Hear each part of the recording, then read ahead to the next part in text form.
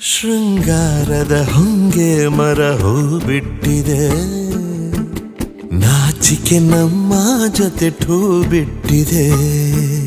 ಕಳ್ಳಾಟಕ್ಕೆ ಮಳ್ಳ ಮನಚಿ ಅಂದಿದೆ, ಚೆಲ್ಲಾಟಕ್ಕೆ ಚೆಲುವು ಹೂ ಎಂದಿದೆ.